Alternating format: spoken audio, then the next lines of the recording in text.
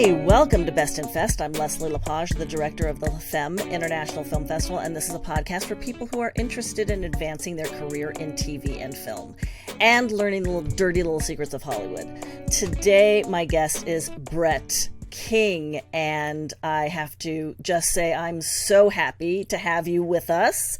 You know, Brett started off as a consultant for HBO Access, as well as Disney ABC Television. He was a freelance writer, producer for Revolt Television. He was a staff producer for the commercial parodies at Saturday Night Live while he was moonlighting as a DJ, but currently he is the vice president of creative programming, diversity, and inclusion for Sony Pictures Entertainment, where he works with both Sony Pictures Television and the Motion Picture Group to identify and advance opportunities for diversity and inclusion throughout the studio. He oversees Sony Pictures Television Diversity Directors Program, as well as the studio's Writers Program, both designated to provide opportunity for women and ethnic minorities in scripted episodic television. Oh my gosh, Brett, how are you? And thank you for coming on board. I'm very, very happy to be here. I'm exhausted from that introduction. It's like, you know, when you've been doing it a while, intros take like a long time. So yes, I've had the D&I work is like my third career. So, you know, I was a producer in New York, and then I was a creative executive for many years here, creative executive and producer, and then now firmly entrenched in the D&I space. So it's a good third act so far. It's a good third act. You know, I was floored when I was, going through this, that you started your career off, right, with Saturday Night Live and doing these parodies. But what really was your launch into entertainment? Well, I moved to New York in the early '80s, and as you can see, like looking around my house, I have a lot of artifacts and art from that time because when I got to New York, it was the start of the downtown art revolution. So I was very, very, very involved in the art scene, and I was, DJing in underground hip hop clubs, and I was working at experimental art centers with experimental producers, etc. For quite some time, was truly entrenched in that world until I realized I did not have a trust fund to fall back on, like everybody else did in that universe. And pepperoni on my pizza should not be a financial decision, but in fact something that I could, I should be able to just afford and decide. So I switched to straight production, and I worked my way up the food chain, doing music videos, short films, documentaries, features, anything, till I was at Saturday Night Live. And as you mentioned, I used to produce the commercial parodies there for a few seasons. After that, I started my own production company, and I was again doing short films, music videos, documentaries, and I got a call from Quincy Jones, who asked me to come out here to Los Angeles to see if I would like to be a television executive. And I always knew I needed an entree if I was going to come to Los Angeles and be in the TV biz.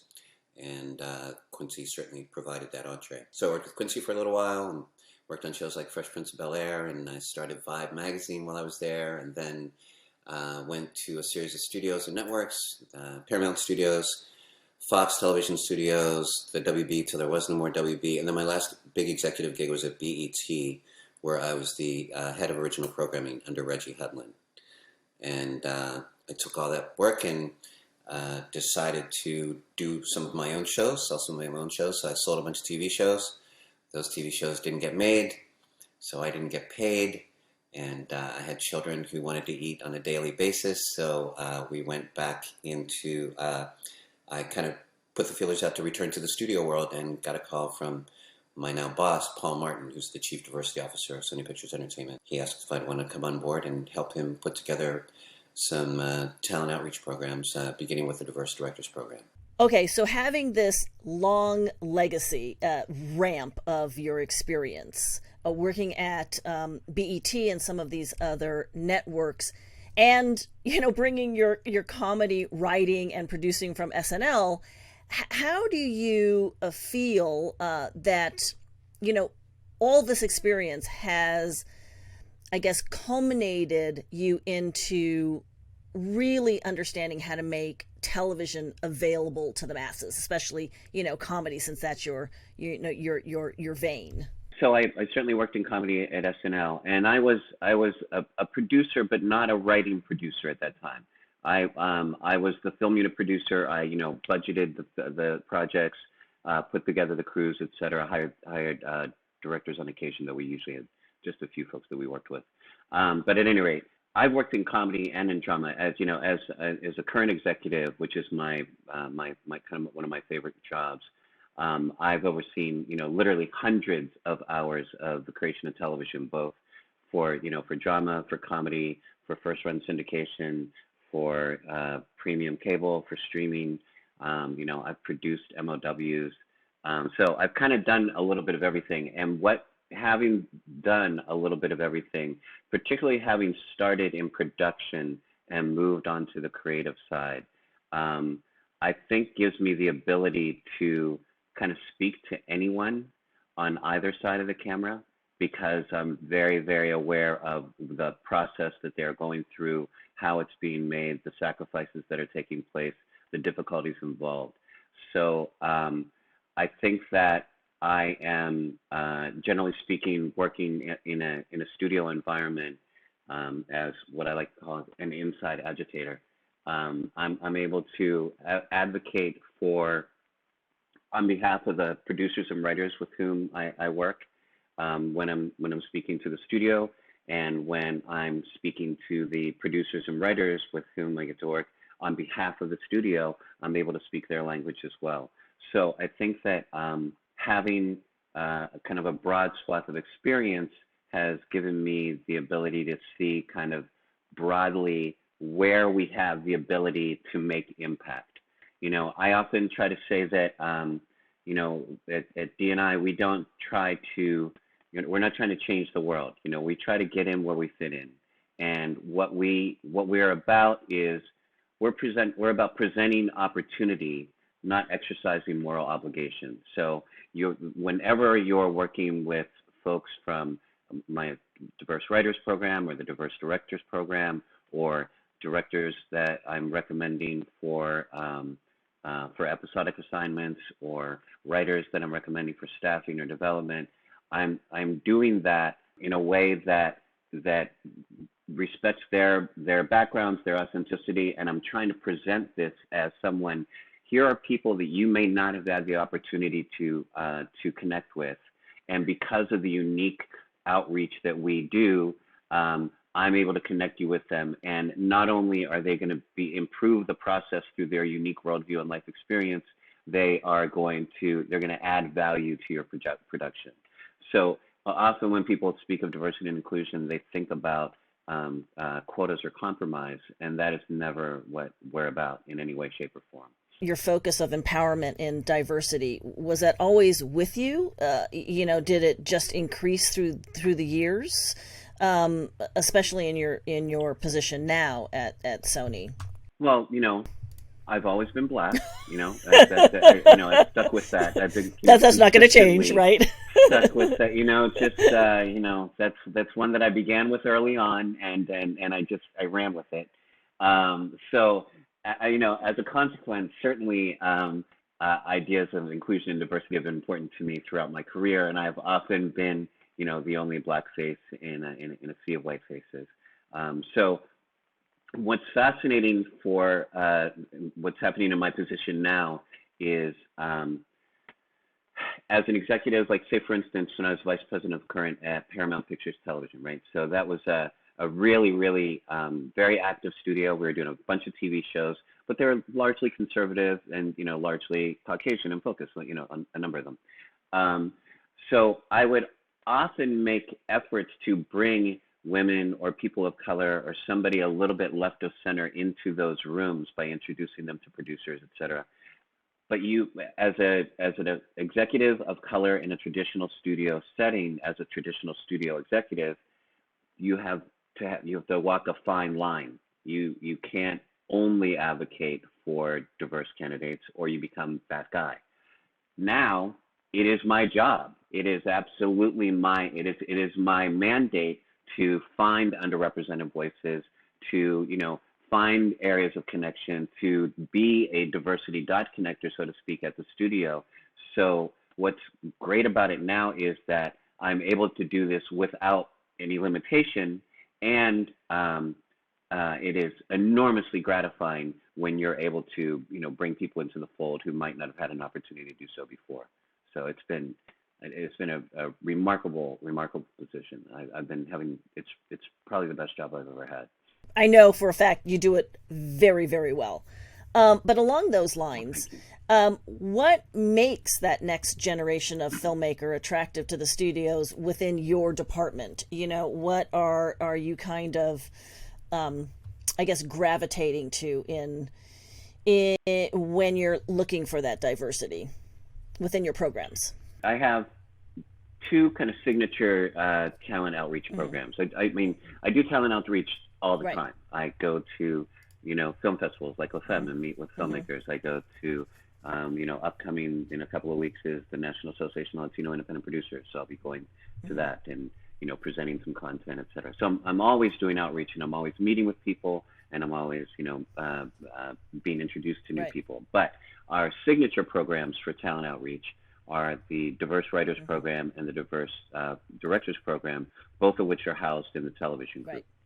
And the way that we, what we look for when we're looking at those folks are people with specific interesting life experiences and the ability to be authentic storytellers, whether they're telling story with a camera or whether they're telling story on the page. So we find that. So, for instance, we had a really interesting kind of experiment just now. We just launched our Diverse Writers Program, and it was a newly expanded version. So we've piloted it before, but this is the first time we've really gone all in. And what we did was we reached out to a number of agents, managers, and media affinity partners that we have that I just discussed, like the Capes and La Femmes and those kind of folks as well, and had everybody nominate a few writers for that they felt were either ready to staff or ready to develop. And through that process, we got about 150 writers.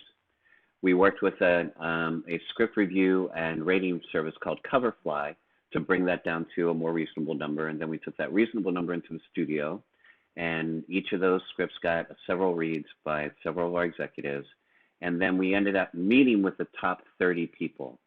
Now, up until that time, it's 150 down to 30. Up until that time, we had no idea of gender, race, name, representation, anything. It was blind reads. The title page was removed from every script. All we got to read was the quality of the script, right? And then because it is still a human-driven function, we did want to meet who we were talking to. So we met with the top 30, and from that 30, we brought in 16 writers that we will do some professional development and creative networking and meetings, et cetera, some mentorship, development opportunities, et cetera. So we're working on that right now. But what's interesting about it is we went to all the traditional places, and then we did a little bit more outreach to non-traditional places. And out of 150 writers, we have 16 writers. And out of those 16, only 3 are represented by major agencies or management companies. That's awesome. And 4 of the group came from our media affinity partners, one from ABFF, one from Naleep, one from Coverfly, the service, and one from Which is remarkable. Which is remarkable. Okay, that's remarkable. And that is exactly what I'm supposed to be doing. I'm supposed to be finding voices and people that they normally would not be able to find through their normal search process.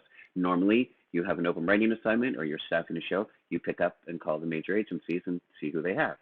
And in looking at a great survey of very talented people, only 3 of those 16 represented by the major agencies. So interesting. Not only is it amazing, but it really gives hope to those out there that are not represented, that do really have quality talent, that just haven't been able to, break through that ceiling. Yeah. Super, super interesting. Now that you have these filmmakers in the program, how are you refining those skills? How are you working with them, to improve those skills and really develop them? Can you give me, some examples? So, sure. With the writers, we're doing a few things. So we meet twice a week on Monday evenings and on Friday afternoons. On Monday evenings, we have a curriculum that I put together with Kelly Edwards, who I'm sure you know, who was formerly at HBO, talent development, producer, formerly now writing. I don't know if you know this. She's staffed on a Fox show. I didn't know that. She's gonna be doing My Kind of People, Our Kind of People, Our Kind of People, I think is the name of the show. Lee Daniels show, nighttime. So yeah, I'm really excited for her. But anyway, she has been running a writers program at HBO for several years. She's a recent Writing Sundance Fellow. She literally just wrote the book on writing for television that's going to be published in October. So I thought she was a perfect person to bring on board. And so we've been having these Zoom meetings, and we've been doing things like our first evening was around crafting your personal narrative. You know, one of the first things that you're ever going to, one of the things you're going to be asked again and again and again and again on the come up is, well, tell me a little bit about yourself. Right. And that's where they get stumped. Exactly, because you know who's used to selling themselves, right? You know but nobody knows how to do that, right? And especially not writers. Especially writers. Right. And so you know, you have to have, just like you have when you have a project, you have to have your elevator pitch for yourself. You have to have like the three-line log line, and then you have to have like the 15-minute presentation of who you are. And in each of those presentations, you have to make sure that you are presenting the parts of yourself that are going to be appealing to a writer or to someone who is trying to hire writers, right? So you can't just, the biggest problem with anyone going into these general meetings is they believe that they're going in just to have a conversation. And that is not the case. They are presenting themselves and they're selling themselves just as hard as they might be pitching the project that they brought to this pod company. So out of the gate, we began with the conversation, how do you best present yourself? You know, it's just a tremendous, 2-hour discussion that we could have gone for 2 more hours on, which was just wonderful, So that's one of the things we did. We've connected some of the folks with Final Draft, so everybody's going to get a free upgrade to the most souped up version of Final Draft, where we had a tremendous trio of female executives speak to the group yesterday. Karen Tedavosian, who's our Executive Vice President of Business Affairs, runs Business Affairs for the TV studio. Catherine Busby, who is the EVP of TriStar Television, and Marie Jacobson, who is the EVP of Gemstone Studios. So three EVPs running things at the studio, speaking to them about how we do development and the various ways, as we like to say at Sony, the various paths to yes in working with the studio. And then we're going to be, I'm working with Rabia Rashid, who's the executive producer of Atypical, to identify mentors for all of the writers. So the mentors will be working with them, refining their lead sample. We're going to be working with them on the art of pitching, and each will have the opportunity to pitch to our development teams. So it's a ridiculously fun program. And the upshot is we will ultimately, out of that group of 16, we will negotiate up to 4 blind script deals for development in comedy and drama. And each writer, if they are staffed out of the program onto a Sony show within the first year after they leave the program, we will pay for half of their salary to incentivize the producer. Oh, that's amazing. To hire them. And that's been very successful because we've already staffed 2 people out of the program. Nice. That's amazing. We're doing okay. That's good. Now, Sony also has a director's program. So how does that work? And now how are you nurturing, what's the process for that, for them, and what's the nurturing process that you go through with the directors? So the director's program has been kind of our signature program. We've done it, we've had 6 cohorts so far, and we've had truly remarkable graduates. Barry Jenkins was in our first year cohort, and credits the program with reconnecting him to Hollywood and getting him back on the horse. Anish Giganti, who did Searching for the studio for Screen Gems and is now producing Searching 2, went through the program. Sally Richardson Whitfield, who works so much that we can't even hire her anymore. She's an overall deal at Warner Brothers. Pete Chapman, who again, I'm trying to get this brother back to the studio, but he's booked for like a year in advance. So we've had a really wonderful group of graduates. And the way the program works is towards the end of the summer, I will put, well, generally it's been at the beginning of the summer, but because of COVID and timing and a number of reasons, this year, towards the end of the summer, right around Labor Day, we'll put out a call for entries. An entry is a single piece of content, either a film, an episode of television, a webisode, a music video. It could be anything that tells, that showcases your ability to tell a story with a camera. Shorts as well. And the idea is there are certain barriers to each of those categories. So if it's a webisode, it has to have at least 25,000 views. If it's a short, it has to have been exhibited in a major film festival. If it's a feature, it has to receive distribution or exhibition in a major film festival. If it's a music video, it has to be a Billboard charting artist, etc. The idea being, we don't want just anyone who has a camera to just pick it up and say, I really want to direct for television. The people that we're looking for are people who've been in the trenches, who've been making it happen, and for one reason or another have been longingly looking at the director's chair, but have not been able to make that leap just yet. The director's chair for episodic television. So I need to have people that I can present to a showrunner. And like I said before with people that I like to work with, this individual is accomplished, has been doing the do on their own outside of the traditional system, is ready to direct your show, and will not break your multi-million-dollar baby. So we can't have somebody who's just like, fresh out of film school, or somebody who is, or just entering film school, for instance. We're really looking for people who've been, working in commercials or branded marketing, or perhaps in independent film or documentary film.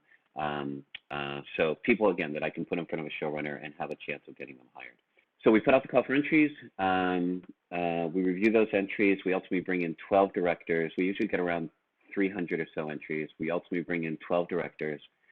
Those 12 directors come to the lot for a series of intimate meetings with working directors and creative executives, producers, showrunners, etc.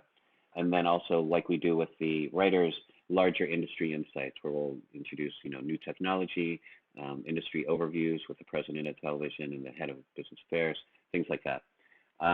While all that's going on, the work of those directors that got them into the program is being reviewed by the current department and by participating showrunners to see for what show these directors might be best suited to shadow.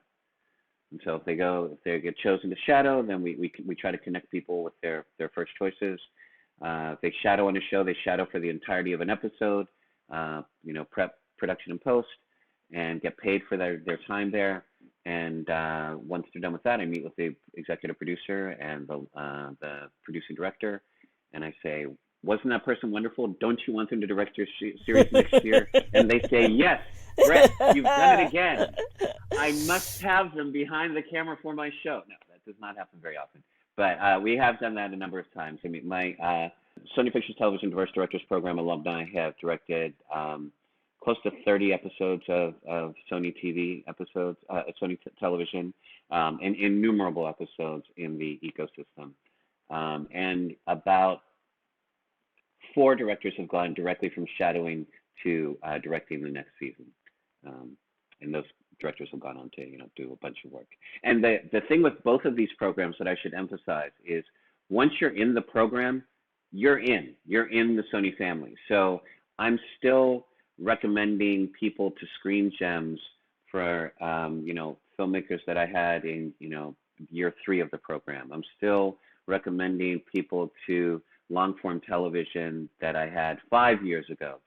It just doesn't matter. Like once you're in, you're in. I have this big, massive deck of everybody with bios and links to their work, etc. And I put custom small decks together for recommendations an absurd amount of time. Someone once pointed out that as I took this job and started running these diversity programs, I was going to become a manager, and I think they're not exactly wrong. Well, you got a lot of years left, Brett. So you don't know where this is going to lead. You might be the one-stop shopping for a management company in the future. Never, never say never, I've learned. So where do you see like the next 5 years of, content going? Within your program, within what you've, experienced and the way you're running the diversity? That's an interesting question. Just because it's kind of broad in scope, but let me think about it a little bit. So with regards to what's happening with Sony and what we're going to be able to do with regards to our diversity initiatives. We just had the year anniversary of the launch of Sony Pictures Action. So in the wake of the killings of George Floyd and Breonna Taylor and Ahmaud Arbery and the many others who preceded them, and the cries for racial justice or social justice that came out last summer, we established a group called Sony Pictures Action that is the studio's multi-pronged, ongoing approach to forwarding social justice. And we look at it in four different pillars. We look at it as our people, the people with whom we work at the studio, our partnerships, the people like La Femme with whom we work and reach out to the community, both for bringing executives into and also talent into, our content, which of course is the stories we tell and the people that are telling those stories, and then our community, which is literally the community within which we live, and making sure that we are making that place a better than it was than before we got there, and making sure that we are doing outreach to people within that community to give them inroads into our world. So Sony Pictures Action has been, in my humble opinion, the best in class studio response to what's been happening, or the calls for justice. So I think that, some of the things that have happened with Sony Pictures Action over the course of the year have been things that don't necessarily, hit deadline, for instance, right? So we are founding partners in something called Array Crew. So Array Crew is something that's established by Ava DuVernay to increase the number of women and BIPOC personnel in below the line personnel, in below the line crew positions. Something that we've been trying to do for years and years, and we were stymied for a number of different reasons. And Ava's been able to put this really, really robust program, and Sony, along with the other studios, because of Sony Pictures Action, was able to invest in that. We were offered an opportunity to be a founding partner of something called the Black Information Network. So Black Information Network is a 24-hour news service distributed by iHeartMedia in I don't know how many markets throughout the country, many of iHeartMedia targets, and also available as a daily podcast. The Black Information Network, it brings critical information around Black news that simply does not touch the mainstream and is not presented in the mainstream. And again, through Sony Pictures Action, we were able to be part of the founding partners of that organization. So I guess the upshot is that it is critically important to our studio that the stories we tell are told with the most authentic voices that we can tell them, and that we reach the most diverse and wide audiences that we can reach by telling them. I'll give you an analogy. Years ago, there was an author named Thomas Gibson who was all about the future. He was a futurist and used to predict the future. And they asked him once, what do you think is the future of computers? What are computers going to be like in the future? And he said, I think that they will be omnipresent and virtually invisible. He said, at one time, the highest amount of technology was the electric fan. Now there's an electric fan in every your world, and you never even notice them, consider them, think about them. They are literally invisible to your world. Computers will continue to get smaller and propagate and touch more and more things, and they will become omnipresent and invisible. And my hope is that D&I at Sony and at the studios becomes somewhat the same, that we are able to touch many areas of the business, that we're able to create not just inclusion, but expansion of audiences, talent, and opportunity, and that we will be touching things in such a way that we will be both omnipresent and invisible. Well, Sony is really the forerunner in this. You guys are leaps and bounds ahead of a lot of the other studios. Wow, that's really nice of you to say. Thank you very much. That's very nice. That means a lot. It's true. It's true. It's true.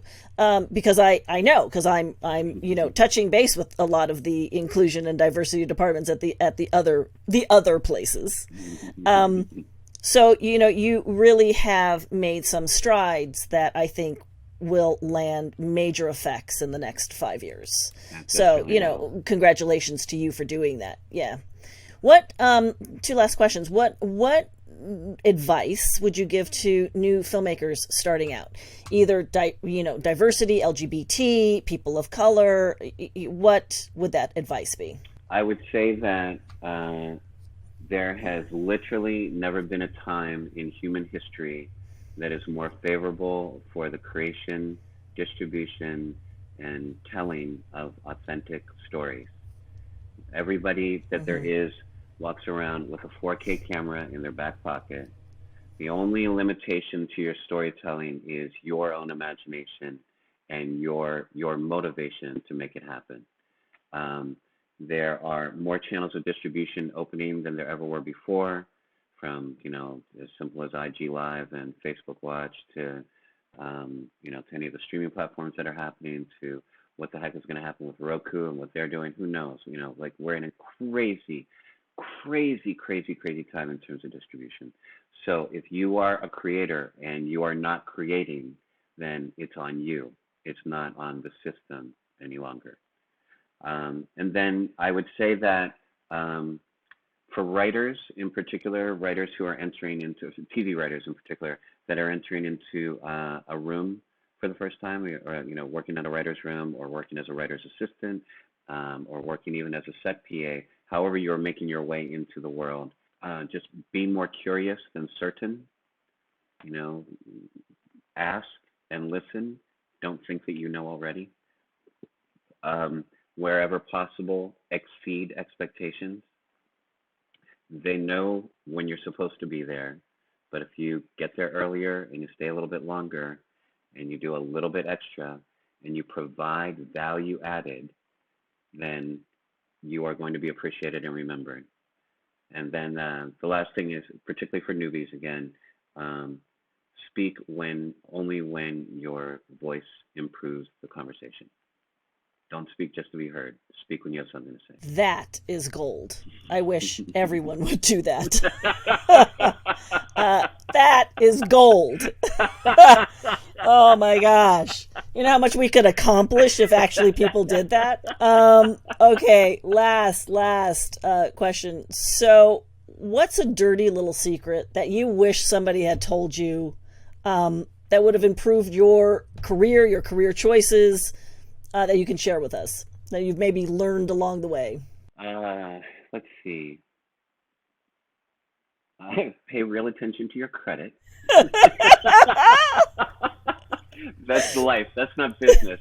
But pay attention to your credit. Believe that. You just need to do that more than you think. Okay. So, but let's see. Yeah, I'll tell you, I wish I'd known this. And this is something that was just mentioned the other day by a brilliant writer, Sine Hoffman, who's one of the executive producers of our series For Life, was speaking to the writers the other day. And we were talking about mentorship. And, I often get calls or letters, I wonder if you could mentor me, or, I'm looking for a mentor on it. And mentorship is where you find it. My best mentor probably would not identify himself as such, but I learned an enormous amount working with him. I had 2 people that I really learned how to speak to writers, how to talk about story, how to give notes, etc. And that was John Wells, who was one of the first people I ever developed with, and a gentleman named Ken Horton, who used to be the head of current programs at 20th Century Fox Television. And those guys were not, I would never say to you, you were my mentor. And they would never say, I really enjoyed you when you were your time as my mentee. They would never say that, but they were great, unbelievable mentors, and they taught by example. So if you have people who are really good at their job, working above you, note what they're doing, look at what they're doing, and recognize you are being mentored. It just doesn't have to be titled as such. That's a great piece of information and something to follow by. So I want to say thank you very much to Brett King for coming on Best in Fest. For all those who want to submit their film to the film festival, we're in the middle of our call for entry, so you can go to Film Freeway and search on LaFemme International Film Festival, or go to lafemme.org. Don't forget to like us on the podcast, and you can see the video component of this podcast on the LaFemme Film Festival YouTube channel, so you can tap in there as well. I want to say thank you again to Brett King, Sony. Do you want to give the links for those that are listening in for the writers program and the directors program, where they can find how to apply when those are coming up? You know what? I am in the midst of completely redesigning my directors program website, and part of it, unfortunately, is we have to change the URL, so I don't have it right now. But I can tell you that all of my socials are at It's Brett King, at It's Brett King. So that's on Instagram, on LinkedIn, on Twitter, and if ever I'm doing anything with regards to Sony, it'll be up on LinkedIn and Twitter. So at It's Brett King, all one word. Awesome. Thank you so much. Best in Fest with Brett King.